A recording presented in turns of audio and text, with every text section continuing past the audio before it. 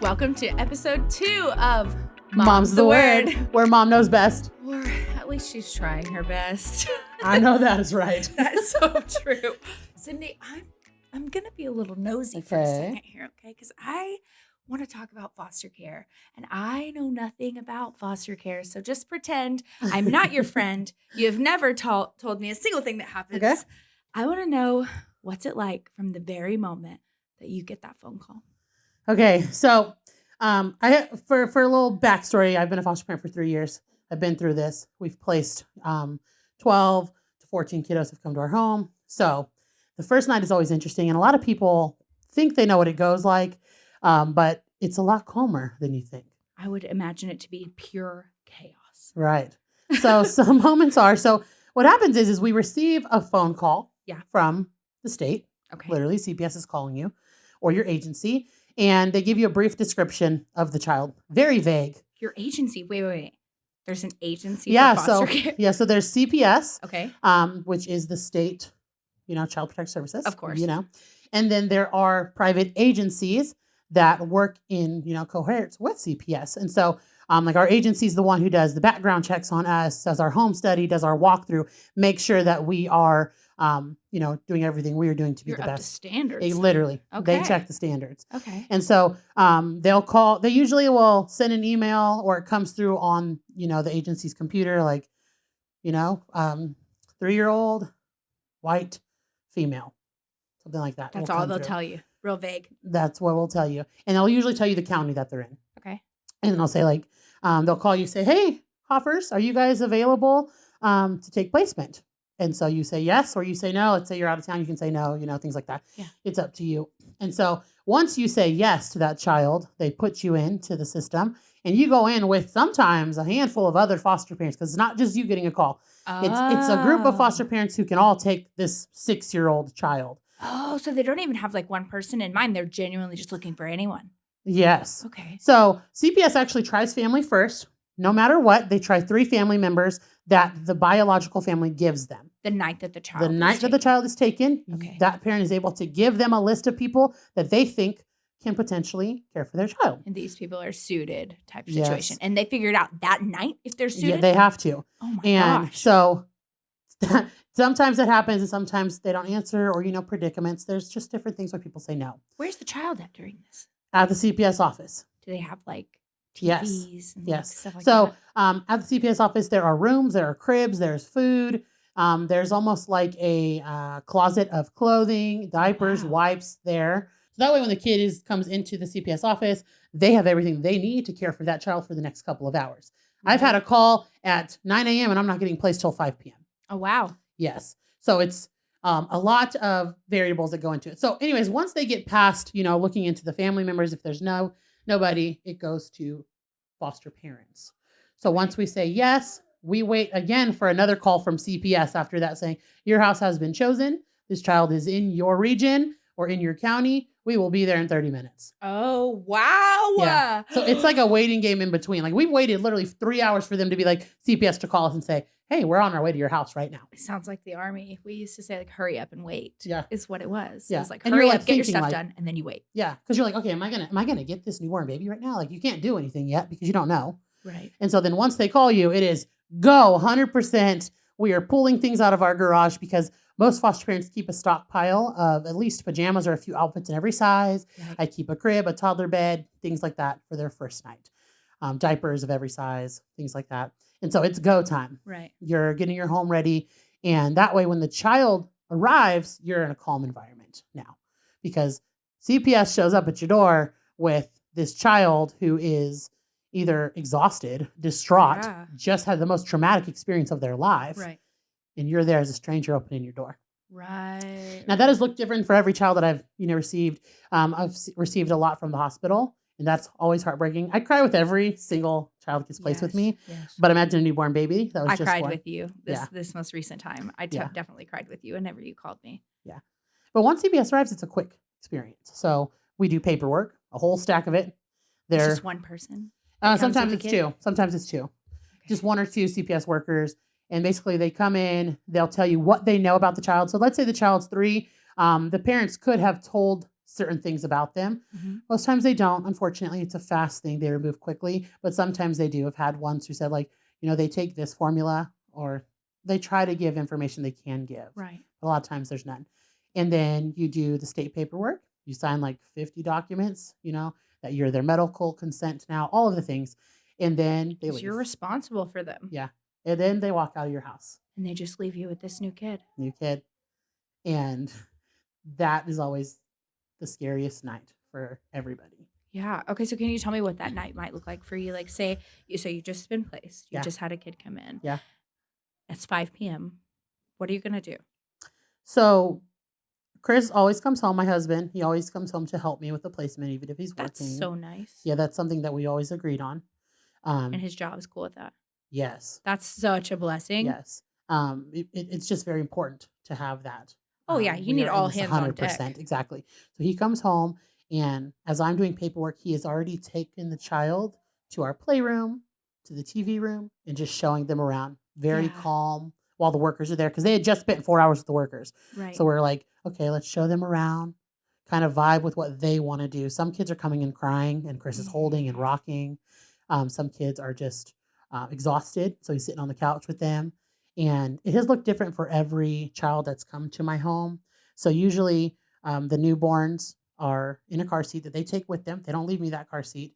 And so, yeah. Oh, wow. And so I mean, I we, guess that makes sense as they have their own stuff yes, that they would need to keep, and yes, then they would expect you to supply certain things. absolutely. Now, did they give you a budget whenever you became a No, foster parent to go no, for it and be like, let me get some diapers and a car no, seat and a little stockpile? Nothing. nothing. Nothing. We got everything on our own.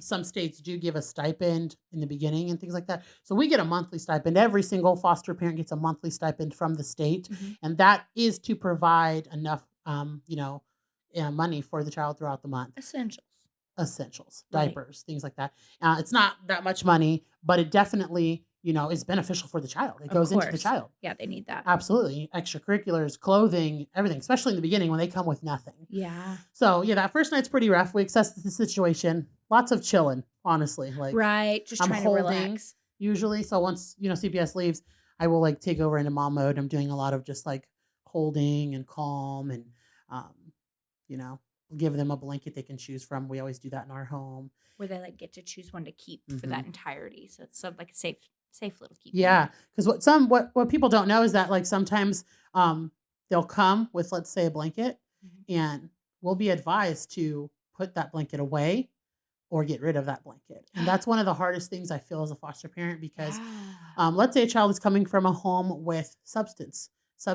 is on drugs and substance is on those articles, and Oh. it's unfortunate, but we have Yeah. to do that. So we like to, like, okay, look at these blankets and choose one. But it's very calm. I've had children cry all night, and I'm laying on the floor. It just looks very, in our home, it's just very calm. I'm Right. laying on the floor, I'm, rocking them and just trying to give them what they need. If they feel like they need space, I'm Mhm. sitting on the floor. First night I'm not leaving, Right. because I just don't know how they're going to You stay react. with them the Yeah. entire night. Because if they wake up in the middle of the night, they're in this random bedroom. Yes, they're in a dark space. They don't even know this home. Yeah. Okay. That And as makes soon as they total enter my sense. home, I am mama bear, Yeah. right? I'm not their mama, but I have to be what they're lacking now. Yeah. And so it's It's heavy. it's very heavy, and That's, it's sad, and I cry, and it's just, I can't imagine what the mom is going through. oh my gosh, me either. Yeah, and so I That was do. with your most recent placement. That was, especially as I was Yes. pregnant. Whenever you Yes. told me, I was like, I cannot imagine. It's this baby was brought to you straight from the hospital, Yes. and so I just could not imagine being that mother No. in that hospital room without their child. That and to have such kindness, I think that you are such a great person that genuinely inside of you, you think for them just Oh, as much thank as you. you do for the kids. Yeah. Oh yeah. And you know what it is? Just like the mother in me is yearning, because I know what that felt like to have a baby and those emotions, Mhm. and have my child with me, right? And have those Yes. emotions. But to have it stripped from you, I couldn't even imagine. No, my youngest was in the NICU, and it Yes. was. I mean, she's right there. She's just down the hallway. Yes. And I would sob, even just going to the room just to eat. I would Yes. just cry because I just wanted my baby back. They've been attached to me all this time. And now they're out, and you're telling me I can't be in there. I Yeah. have to go in there. That's my child. Yes. I can't imagine. And what people don't realize is that even a newborn baby 1 day old is experiencing trauma being taken from their mom. That Absolutely. child knows your heartbeat. That child knows your smell. That child knows everything Your about voice, you. everything. And so even though they come to me, and for a baby, the sad part is they do transition really easily to Yes. another caregiver as long as you're giving the love and being a mom. Yeah. But you're never going to replace that sound. They still yearn for their mother, Of course. and it takes The natural instinct. absolutely. How old is the oldest child you've ever had placed in your home? So for us, we have when we started fostering, my oldest son, now he's 7, he was 2, and so we've always taken him as our oldest. Mhm. Um, so we do birth order, which means that we would like our oldest son, Bear, to be the oldest in our family because I had a biological son, Okay. and so from a long time, a foster mama had told me that she's like, try to take birth order so your child always feels like the big brother, and so instead of putting someone above him, so we've always taken younger than him. So basically, now we are taking 6 and under. Okay. We would love to one day take older. We Right. just know that Bear right now, his brain is very absorbing, and Yes. older kids he gravitates towards. And Yes. so kids come with a lot of trauma, and I don't want to give trauma to all the other littles in my home. Yes. Even course. even my other children in my home are experiencing foster care. I don't want them to take on that trauma. So currently for our family, what works is 6 and under, but one day we definitely want to do older. And you like this. You like fostering. Yeah. Like this is your thing. You're like good Yeah. at it. Well, I don't know if I'm good at it, but I love being a mom, Yeah. and I would love a lot of children, and I thrive when I am taking care of babies. Yeah. Like it's just what I do. Like I just feel like I have this mama bear in me that is just nurturing Mhm. and can make a baby feel safe and make people feel safe. And to give that gift to these children who lost everything that wasn't their choice Right. is all I can do. And I think that's a big part of it is that it's not these kids' fault Absolutely that not. this is happening to them. And kind of like we were talking about in the last episode, I'm sure there is a part of them that feels like this is my fault. Oh yeah. I Because can't. older ones, they see a lot and they'll even, say things about what happened. And you have to, Yeah. say like, none of this was your fault. You shouldn't have seen that. This That's not normal. that's not a normal environment. Right. Yeah, All while still trying to make them believe that their parent is the best parent. absolutely. Because you can't talk bad about them either. And No. not that you would ever, but No. you wouldn't. No. Because I see so many people, I've been through reunification a lot now. Yeah. To know that people change and they love their kids. Like sometimes the system gets this narrative that these people don't love their kids. If they can hurt them like this, they don't love them. But a lot of times there's something else taking over Absolutely. their environment, their situation they're in that made them make those choices. And it's unfortunate, and that sounds sad because it is a choice, but these parents change and they love these kids. And I think Yeah. that's why reunification is so big to me because I see that they love them. Yeah. It's not that they wanted to hurt them, and they did, and now it's time to get it back. Yeah. And so that's why I like to co-parent with them and try to be a team because when they say it takes a village, it does. Absolutely. Because a lot of these, bio moms that I have encountered, they didn't have nobody telling them what to do. Right. And so it's nice to like kind of be that for them as well. Right. To give them something that they feel like they don't have. I bet I can guarantee that's a hard thing for somebody who Yeah. is trying to raise a child that doesn't feel like they have a village. Yeah. I have a village, but they're far away, if Yeah. that makes sense. Like I live about an hour from any of my close family and friends outside of you. Yeah. And Mark's ex-wife and her family. But Mark's family is local. And I have always been from a smaller community. Mhm. And even being the kid that didn't feel like she fit in the family, I still find moments where I really miss that community and Yeah. that village. I can't just call up my mom on a Saturday night and be like, "Hey, come over. We're going to run to the movies. Come hang out with your grandkids." Like, Yeah. no, it's more like hey, on September 20th, for 3 hours, can we schedule to do this? Because it's just not as relaxed as it used to be whenever you have this quote unquote village. And I will say that even as someone who has it available with proper scheduling, it's still hard. My best friend is a single mom, and so she doesn't have much of a village outside of us. And so I guarantee you, if you are the listener that is feeling like that, we see you. We We do. see you so bright and clear for how strong and incredible you are. And I'm so sorry that that is Yes. the hand that you've been dealt. I wish that everybody had a community that they felt like they could trust for their children, because I think that is so hard. Oh, it's so hard to We don't find. trust No. anything for our kids ultimately. Mm-mm. And so I think that whenever you don't have that, that has to be rough. It has is. to be really rough. And it's easier said than done, right? They're like, build your own village. But Yes. it's still very hard on everybody else's schedule, on time, on how, things are going, financially. It is hard to build Yeah. that village and have somebody that you truly think has good intentions for not only you, but your kids. Yeah. Like, that's a Oh scary man, thing. yes. Especially because you have to trust that if you leave your child around somebody, that the things that are coming out of their mouth Mhm. are good things that your Yep. child should hear.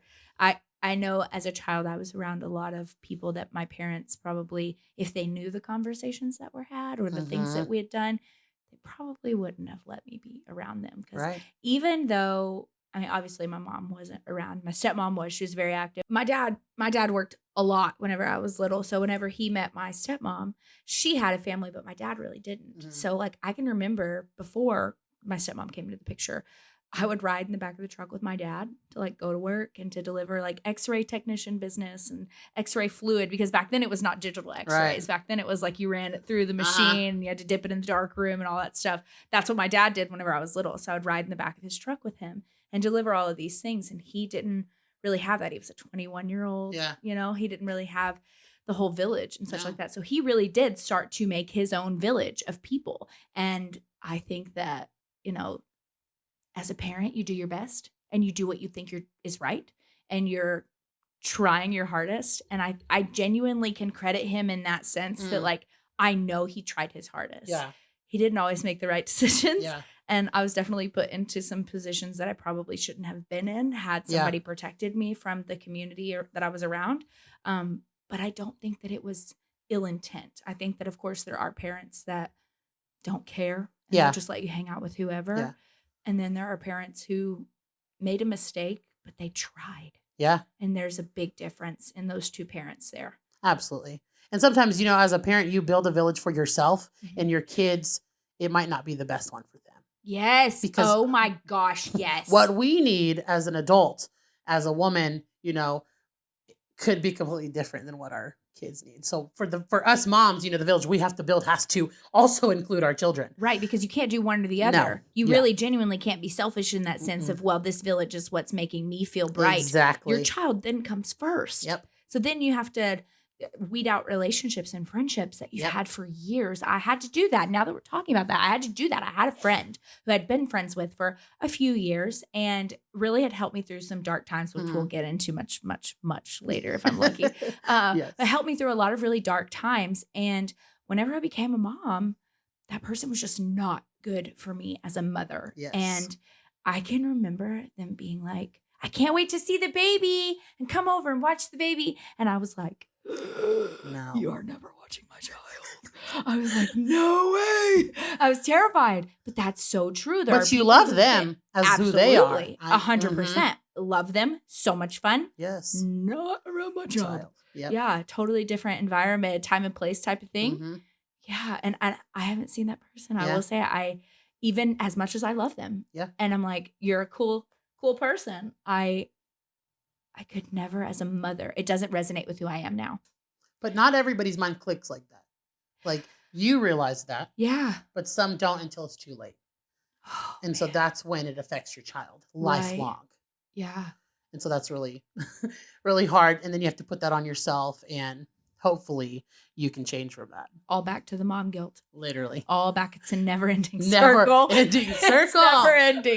Mom guilt. You're never enough. No, you're not. Oh gosh. Okay, so let's go back into the foster care thing, because I'm gonna be nosy about That's this. all I right. know y'all are nosy with me, so I'm gonna ask I feel like people should all be. the questions. Yeah. I You feel want me like to you ask should her? Okay, so once they're placed, Mhm. right? So we've gone through the first night. You're calm, you're good. You're getting them into a routine, Okay. obviously. Yes. What are some of the things by the state that you're required to do as a foster parent? Yeah. So within the first 3 days of receiving a child, you have to take them to a doctor's appointment. Just a regular pediatrician? Yes. Okay. So you find your pediatrician, and they're doing a full physical of this child. Okay. So they check their whole body for bruises, all of the things. Okay.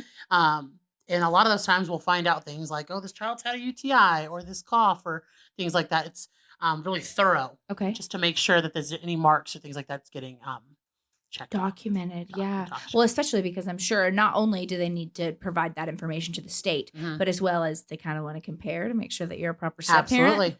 Okay. Absolutely. Okay.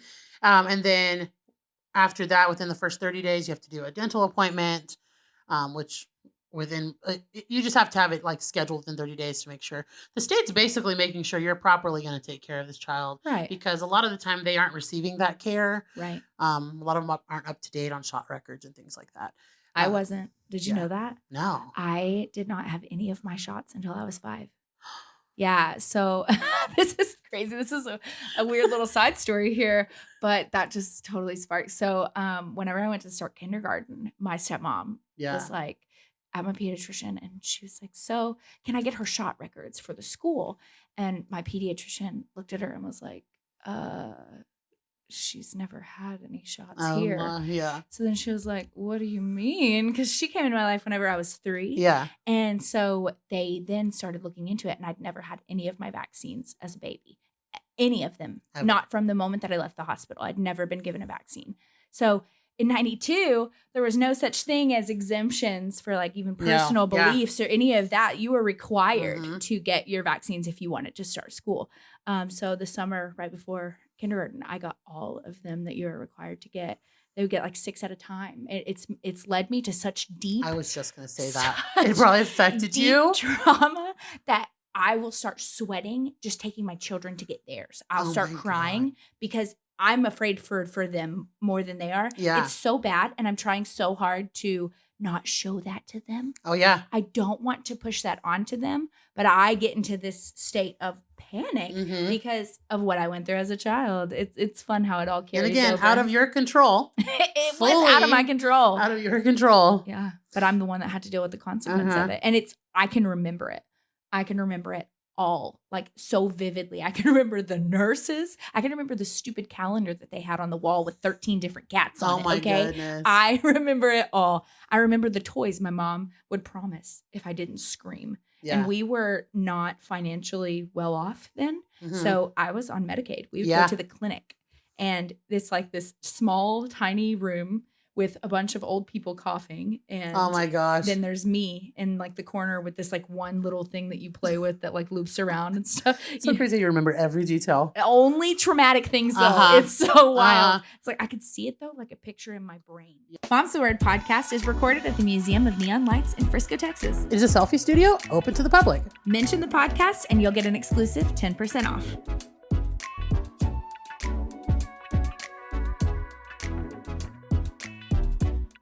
So what else I have to take them to go do that a lot of people don't know about is that sometimes I have to take them to have a drug test. And that could be a urine test, or what I've had most likely, or I've had most of the time, is a hair follicle test where they will literally shave a little piece of the child's head. Oh my and gosh, so of course. I always like go through that, like trying to make it like a happy experience when it's not one at all. Oh man, Yes. especially for like a little girl. Yes. It can be very, that's why I think of you. I'm like, oh my God, I have to do all these things for them.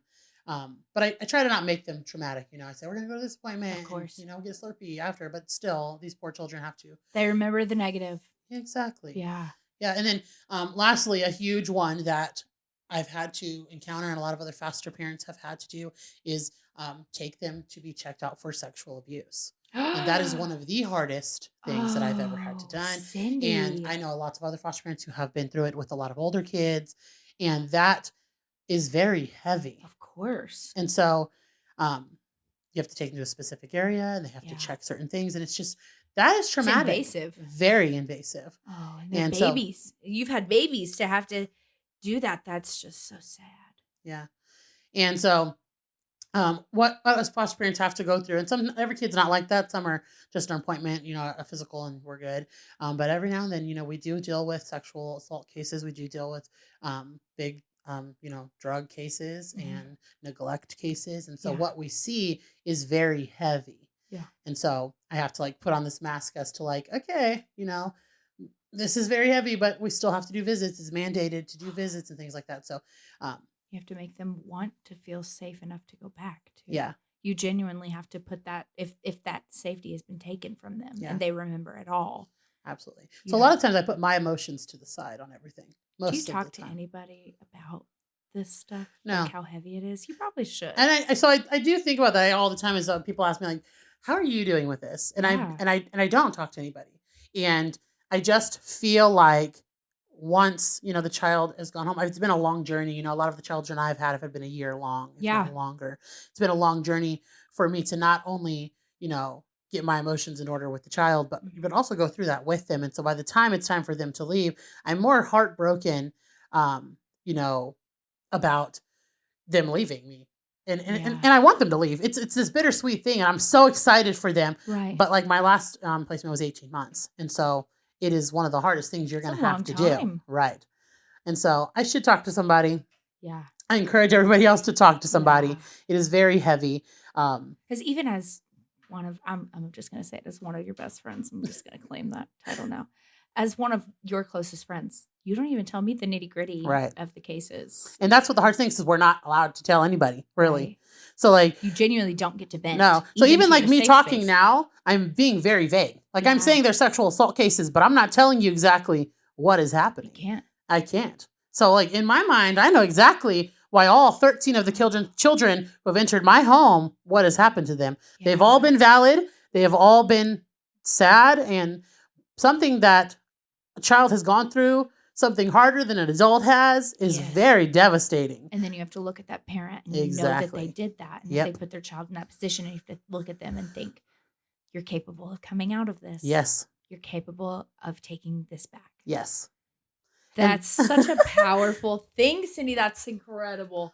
I mean, I know I'd say this to you a lot, but you're genuinely an angel of a human to be capable of doing that. And I think the dynamic between you and Chris as foster parents in general and your relationship is so perfect for this type of career. Yeah, that's something that's huge, is that like if you're going to be a foster parent, your partner needs to be 100%. Oh. Like it's not 50% on me, 50%. No, we're both 100% investing into these children's mentally, physically, emotionally, and really putting ourselves into them, giving all of ourselves. Absolutely. And to be frank, you should reach for that with your own kids. Oh, absolutely. Too. You should reach for 100% from every parent, but we know that that's not always. I mean, some days I show up and I've got 80%. Absolutely. And I'll look at Mark and I'll say, I've got 80%. But he has the rest. And he'll go, I have 20. That's I'll right. meet you there. That's right. And so we meet and we're at 100. That's exactly what it takes. Some days right he there. comes home and he says, I've got 30 in the tank. And I'm like, it's okay, babe. I'll meet that extra 70 for you. Like I'll pick up the extra slack.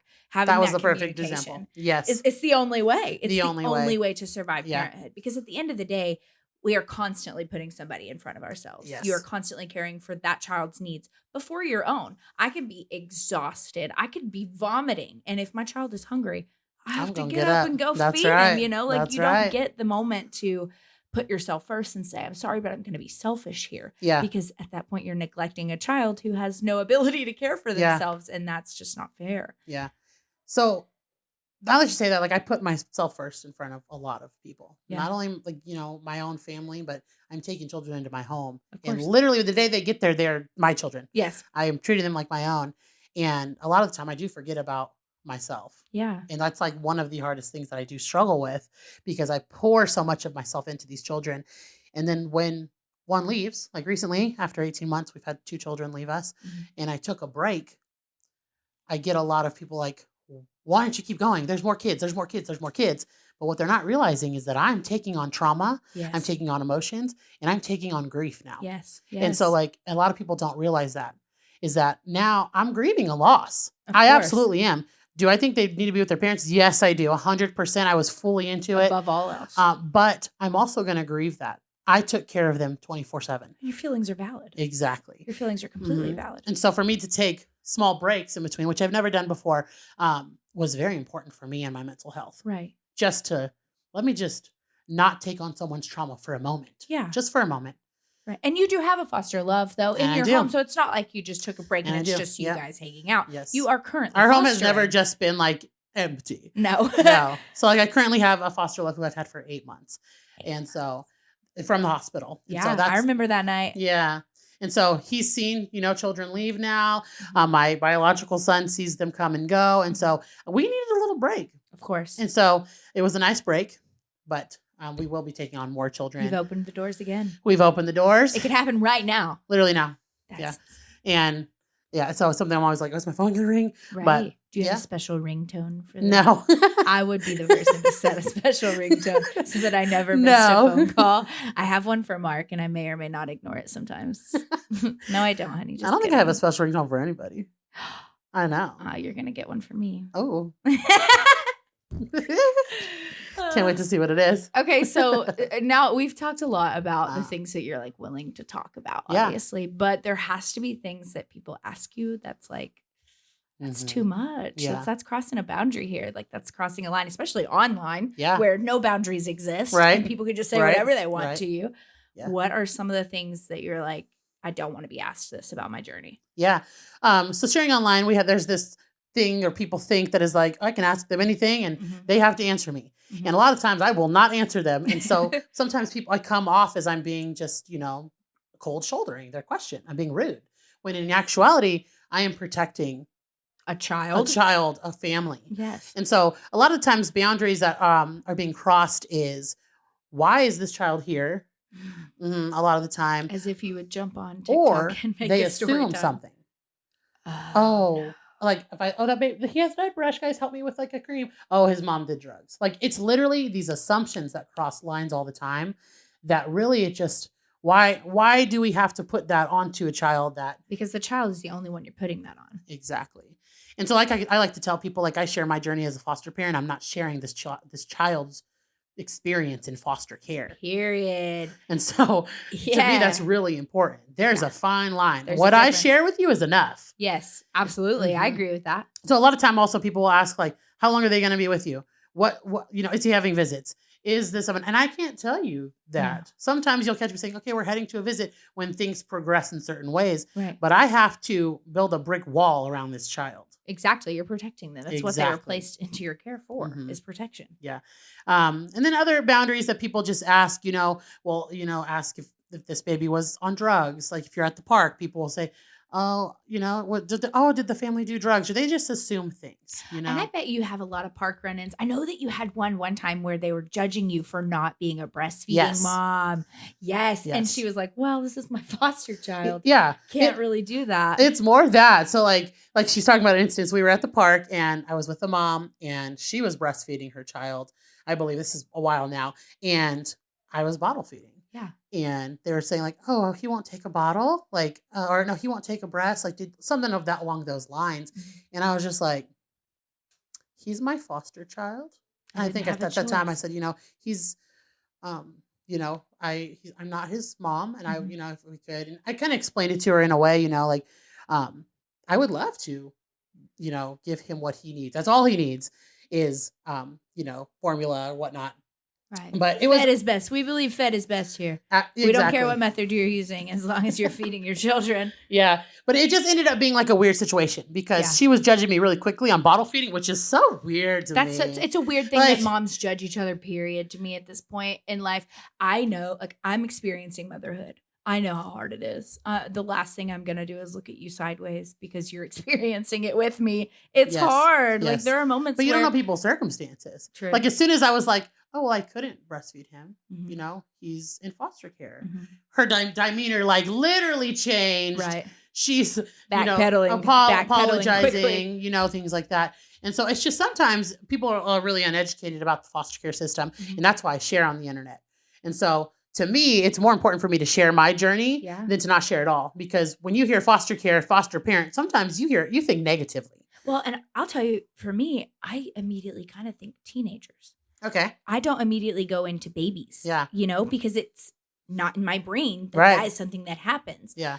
But it is. It is. I wouldn't look at a mom with a new baby and think that could be a foster kid. Yeah. It's not something for me in my brain, or children experiencing foster care. Yes. It's not in my brain to think that a baby would be. In every depiction in Hollywood, it's always a foster home filled with a bunch of teenagers, and the babies are always adopted first or given foster homes first, those things. And it's all the teenagers. So for whatever reason, my brain is always just pictured when somebody says, oh, this child is experiencing foster care.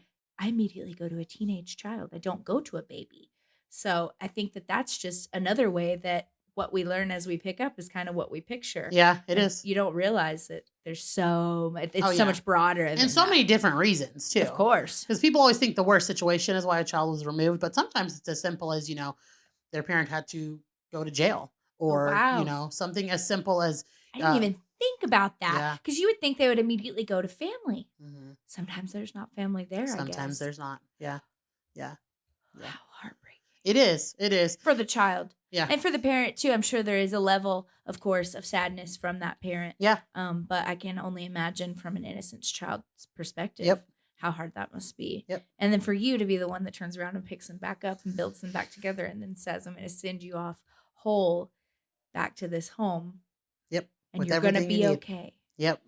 Yeah. Yeah. Like the words, like for the older children that I've had, like, you're going home today. Yeah. Like, we're not just going to a visit today. You're going home today. Home. Is like. And you don't say you're going back to your parents. You say you're going home. I say you're going home. That's beautiful. You're going home today. And I've had 2 reactions, but I love it here, Yeah. I said, but you need to take everything with you. And Yeah. so I make sure to send all of their things, so that way their home is filled with things they love. And things that they're used to having the last Absolutely. couple of months. Yes. Because that's Yes. important to a child. Yeah.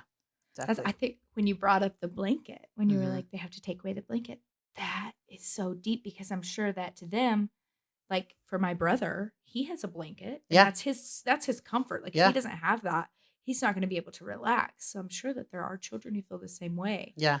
Oh man, Cyndi, that's heavy. And it's it's like learning children. So we've had some come with like no bottles, and I have to figure which one they take. No my binky. I have to gosh. figure out which pacifier they're taking. And they have to take that from you. Yeah. Whereas like my newborn will not take a pacifier or a Yeah. bottle at all. And will they have not. to. Yeah. And she would have to. Mm-hmm.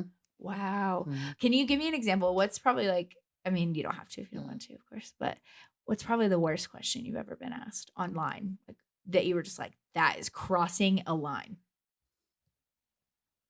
I think it's that, are you trying to adopt all of these kids? Now that seems lighthearted, okay? Yeah. It does. But as somebody who gives their all to potentially, or gives their all to their families and want reunification, asking that question over and over again Right. is just kind of hard on me, because I don't talk about adoption on my channel. Right. If it happens, it does.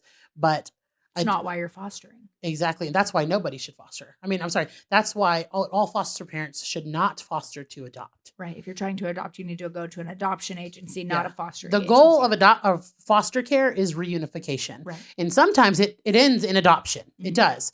And there are so many circumstances for it to end that way. And if it needs to, it needs to. Okay. I believe that. But don't force that on somebody. Right. Because you think that child's okay with me. Wow, you have this beautiful home, this family, does not mean that their family isn't good enough. Right. And so I have a hard time, because on my account, a lot of the bio families follow me. My agency follows me. The CPS workers, they follow me. Oh, wow. And so when they keep asking that question, I know it comes from a good place. I don't think people are trying to be malicious. Right. It's just I don't answer it, because, you can't put that on me or the child and things like that. And so that's a hard question. It used to be, are these drug babies? I would get that a lot, that question a lot. Why do people Or you're in it for the money. Come on now. And so I just, those used to get to me, but I've heard everything now. So to me, it's like the people who repetitively are saying, you're into this adopt. You just want to adopt. You have a baby. You want to, like you're only going to take babies because you want to adopt babies. But that's not the truth. Right. It's not because we of that. chose ages that fit in our home that we felt comfortable with. Right. One day, I hope it's teens. And so if something does in adoption, if I was able to ever adopt, I would love that. I would love to have a child in my home forever. Right. But our goal is reunification. And if that doesn't work out, then we would love to adopt, but that's not the end goal here.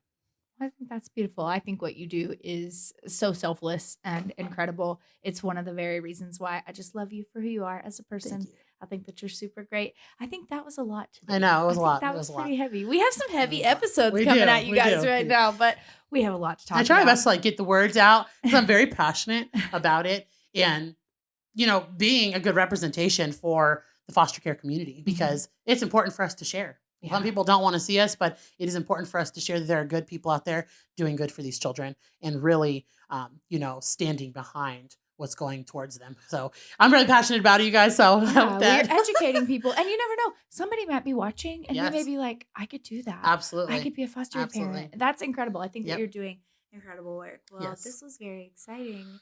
Thanks, you guys, so much for tuning in today to Mom's the Word, where Mom knows best. Or at least she's trying her best. She's trying, y'all. She's trying. We will see you guys next Tuesday for episode 3. Bye, guys. Bye.